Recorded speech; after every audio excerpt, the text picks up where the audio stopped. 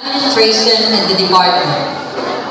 Ang kwentong inyong mapapanood ay naghag-isip lamang at hindi ito tumutukoy o kumakatawan sa kaninumang love story. Bagaman, kumuha lamang ito ng inspirasyon. Sa anumang pagkakatulad ng pangyayari at pangalan ay puro lamang aksidente. Ang mga karakter sa kwentong ito ay hindi pa alam kanilang mga gagawin. May ibang pangyayari na hindi kaaya-aya para sa mga bata at sa mga isip bata. Kaya matnubay ng magulang ay kailan. Ang programang ito ay pinamagatang Alaw Anto. Usa ka adlaw ni Ana, adunay usa ka ambuman o hinsuraan nga lalaki nga nagnan og Ruben. Simple, nagkakaulakaw sa kasada samtang nagdala sa iyang racket o bola. Bola kini sa tennis. Mahilig kini si Ruben sa sport. Sa iyang pagkadayon ulakaw, iyang naagian sa daplin sa kalsada nga nanilihi ang usa ka maanyang sexy o kabigha-bighaning babay nga nagngalan og Yanni. Si Ruben nihulog sa iyang paglakaw o nagpakyut ni Yanni. Sa iyang pagpakyut, iyang itsa-itsa ang bola sa tennis o hangtod na igong niya si Yanni. Naigo niya si Yanni. Ruben, ik-asli Yanni to.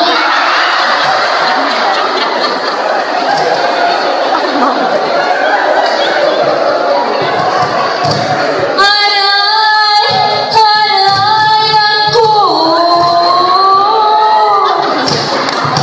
Kinsa man to, sulti ni Yanni sa mahinay nga pamaaka. Miss, sulti na si Ruben.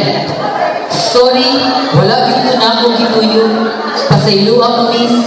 Akong buhaton ang imong ipabuhat na ako para lang imong mapasaylo. Pwes, buhaton kahit hanga akong gusto. Sige, gusto kong manayaw ng tuha o budot. Tukar, maestro.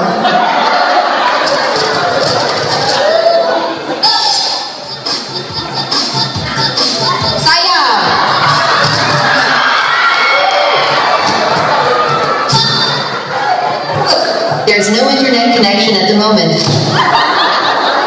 Ninalit ka pa ang tukar, kay wala na'y bateri ang radyo. Sa pagkapawang sa tukar, nagpaila-ila si Ruben.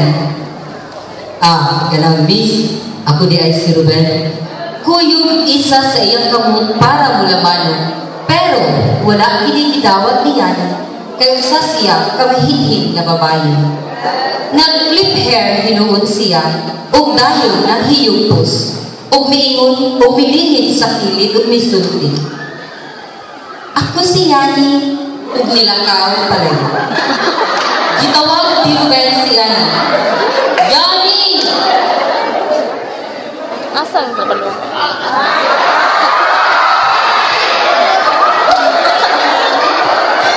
Naghunog si Yanni ng kilid, dali-dali kiling liduol si Ruben ng nagutan. Taga-asa ka. Tagaan ko na dahil ko. Ako na dahil yung balay. Sige, sulod na ko. Sa pagsulod ni Yanni sa ilang balay, wala niya magkiti niyang tatay. So iya piling ipagita dito sa audience. Ang tatay na pangitao ni Yanni, kay usa ka lalaki nga kamaong kanta. Mukanta siya o please release me.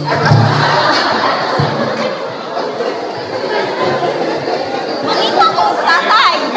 Isa ba yung imong tatay? Nakuya ikaw! Ayun! Si Kuya nag-uwi.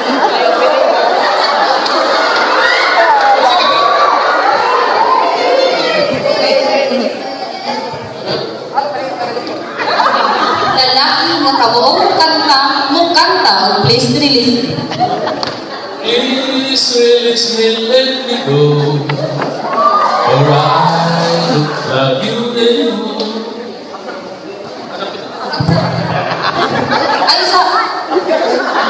naa na may tatay si Yani, mangita na po siya ang nanay. Ang nanay ni Yani kay katigong lumo ug multiply. Iyang tubagon ang 1 times 1.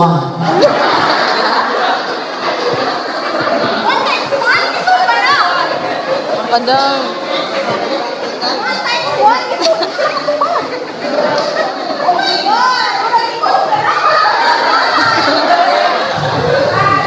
Kanina ko nag-uwa sa kalimo.